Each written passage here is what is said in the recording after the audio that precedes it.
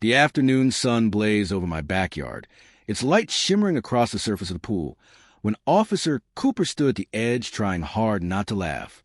Susan, our self-appointed HOA queen, was pointing sharply at the crystal-clear water like she was presenting evidence in a courtroom. "This is unauthorized private use of community property," she screeched. "I demand you arrest him immediately." The officer glanced at me, then back at Susan, clearly wondering how his day had somehow devolved into this ridiculous situation. I stayed calm, reached into the folder I had brought with me, and pulled out my property deed. As I handed it over, I noticed corners of his mouth twitching. Susan had absolutely no idea she was about to become the neighborhood's favorite joke. This absurd standoff had actually started 3 months earlier, when I moved into what I thought would be a peaceful suburban dream. The 4-bedroom colonial wasn't the most impressive house on the street, but the private pool in the backyard sealed the deal for me. After years stuck in cramped apartments, I couldn't wait to float on the water with a cold drink, finally enjoying my own slice of paradise. The pool had been installed 15 years ago, and during the first walkthrough, that sparkling blue water practically called out to me. I signed the paperwork without hesitation, already imagining barbecues and quiet midnight swims beneath the stars. The first week felt like I had stepped into a sitcom. Neighbors waved cheerfully from their driveways. Kids rode their bikes along tree-lined streets. The whole neighborhood radiated small-town charm. Then came the knock at my door.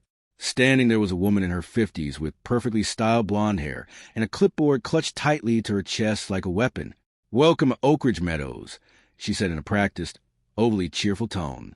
"I'm Susan Carmichael, president for life of our HOA." The way she emphasized president for life should have been my first warning. She handed me a thick packet of rules. Then her gaze drifted past me through the living room window. The moment she spotted the pool in my backyard, her smile widened like a cat spotting a canary. "How wonderful," she exclaimed. "You'll be maintaining the community pool. It's such a blessing to have that shared space for all our residents." I blinked, certain I had misunderstood. "Sorry, what?" "That's my pool. It came with the house." Susan let out a high, tinkling laugh that instantly made my skin crawl. "Dear, there must be some confusion," she cooed. "That pool has always been considered a neighborhood amenity. The previous owners were so generous about sharing it. I'm sure you'll continue that tradition." Before I could respond, she turned on her heel and walked away, already calling over her shoulder about the next HOA meeting. I stood there holding that packet, wondering what kind of alternate reality I had just stepped into. The following weeks became a crash course in Susan's version of community property. I would come home from work to find her lounging on my deck chair, sipping lemonade like she owned the place. One Saturday morning, I was jolted awake by the sound of splashing.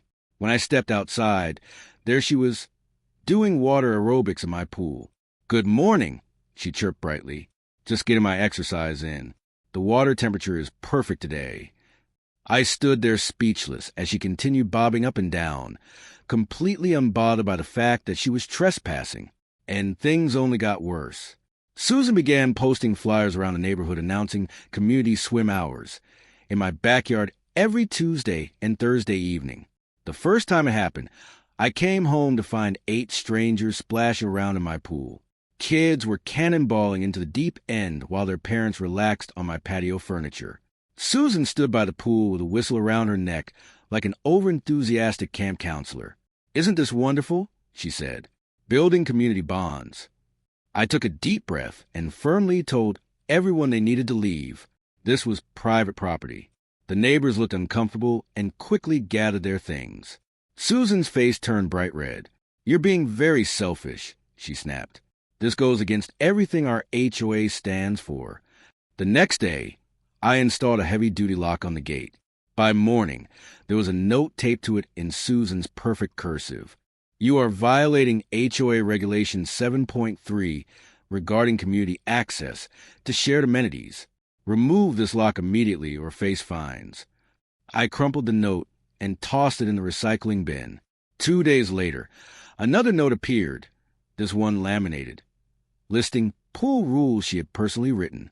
No diving in the shallow end. Pool hours from 8 a.m. to 8 p.m. No glass containers. The sheer audacity was almost impressive. She was acting like the director of a neighborhood YMCA.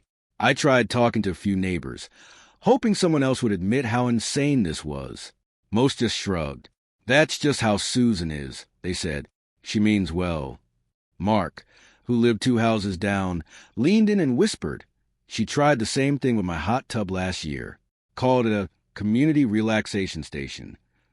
I had to threaten legal action before she backed off. Apparently, claiming other people's property as communal space was her favorite hobby, but my pool seemed to trigger her ultimate power trip. The breaking point came on a Tuesday afternoon. I came home early with a pounding headache, desperate for peace and quiet. Instead, I found Susan in my backyard again, this time with 3 other women. They were all wearing matching swimsuits and performing a synchronized routine in the pool. She had actually formed an aqua aerobics club. A boombox blasted oldies music, while Susan shouted instructions like a drill sergeant, her voice cutting through the noise. My patience, already hanging by a thread, finally snapped. I stormed outside, planted my feet, and said flatly, "Susan, you need to leave, and don't come back without my permission." She climbed out of the pool with exaggerated dignity, water dripping from her ridiculous floral swim cap. Her voice dropped into a venomous hiss. "You're making a big mistake," she spat. "The HOA board will hear about this." Her retaliation came quickly and was even more absurd. 2 days later, I was working from home when I heard a knock on the door. Standing there was Officer Cooper, looking slightly embarrassed. And behind him, arms folded smugly like a victorious general, stood Susan. She had actually called 911, claiming I was restricting HOA access to community amenities. "Sir," the officer began carefully, "I need to ask you a few questions about pool access." Before I could even answer, Susan pushed past him into my foyer and declared dramatically, "This man is violating our HOA charter. That pool is designated community property, and he's selfishly hoarding it." By now, several neighbors had gathered on their lawns, drawn by the commotion. This was better than their afternoon soap operas. I raised a hand to the officer. "Give me 1 second." I walked to my office and retrieved the folder I had prepared weeks earlier, because with Susan, you learn to be ready. Inside were the property deed, the original survey, and the title documents. I handed them over.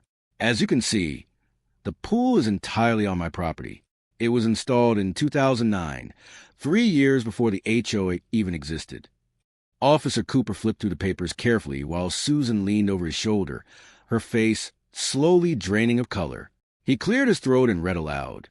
"Property boundaries extend to include all structures and improvements, including the 16 by 32-foot in-ground pool and surrounding deck area." Then he looked up at Susan, clearly trying not to smile. She stumbled over her words.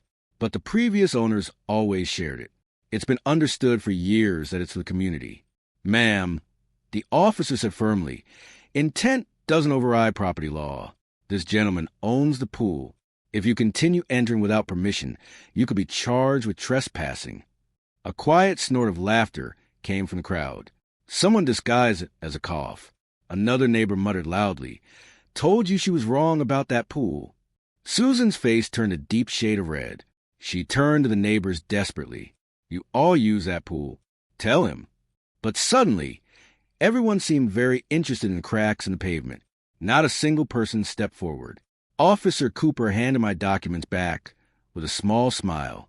"Sir, you're well within your rights to keep this pool private." Then he turned to Susan. "Ma'am, I suggest you respect those boundaries." He issued her an official trespassing warning, jotted down his notes, and headed back to his cruiser. Susan stood frozen on my lawn, her little HOA empire visibly crumbling. Mrs. Lawson from across the street broke the silence first. "Susan, we need to talk about your behavior. This has gone too far." Others nodded in agreement. Mark added bluntly, "I think it's time we call a special HOA meeting to discuss leadership changes." Susan opened and closed her mouth like a fish out of water. "This isn't over," she stammered. "I'll review the bylaws. There must be something about implied community usage." But the neighbors were already walking away. shaking their heads. The special HOA meeting was held the following Wednesday at the community center. I showed up with my deed, the police report, and a quiet sense of satisfaction. The room was packed, every seat taken, people lining the walls.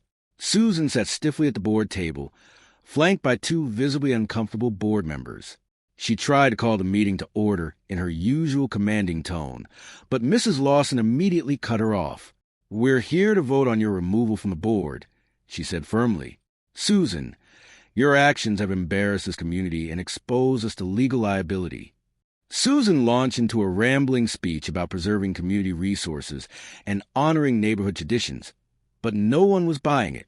When she insisted my pool was meant for everyone, I stood up and calmly presented the documents. The original HOA charter, retrieved from county records, didn't mention my property or any pool. Not once. The vote was quick. 28 in favor of removal, 2 against Susan and her loyal sidekick Brenda. Susan's carefully maintained composure shattered. She slammed her hand on the table. "You're making a terrible mistake. I've dedicated 7 years to this community." Mark folded his arms and replied dryly, "And in those 7 years, you've tried to claim 3 hot tubs, 2 gazebos, and now a pool. It's time for new leadership." Then came the final blow. The community lawyer, who had been invited to observe, calmly explained that Susan's actions had exposed the HOA to potential legal action. She could be held personally liable for harassment and defamation. But the real twist came next. "And Susan," the lawyer added casually, "while reviewing property records, we discovered that your house, 88 Cedar Court, sits about 15 feet outside the HOA boundary. Technically, you were never eligible to serve on the board." The room erupted with shocked gasps and barely suppressed laughter. Susan's face went completely pale as the truth sank in. She had been ruling over an HOA she didn't even legally belong to. Someone in the back muttered, 7 years of her nonsense, and she wasn't even supposed to be here. Her humiliation was complete. She stormed out, heels echoing against the floor, the door slamming behind her like the end of an era. 2 weeks later, I floated peacefully in my pool, drink in hand, enjoying the silence. My new security system chimed at the gate. "Welcome to private property. This pool is not community property. Have a nice day." I had programmed it purely for my own amusement. A tall privacy fence now shielded the backyard, and the new security cameras gave me peace of mind. The final blow came when Susan received the HOA lawyer's bill. $5,000, charged her personally for acting outside her already invalid authority. Mark later told me he saw her at the grocery store. The moment she spotted him, she abandoned her half-full cart and practically ran to her car. Her reign of terror was officially over. She couldn't even show up to complain at meetings anymore, because legally, she was never a member to begin with. As I floated under the warm sun, the speaker chimed again as a delivery truck passed by. "This pool is not community property." "No, Susan, it most definitely isn't."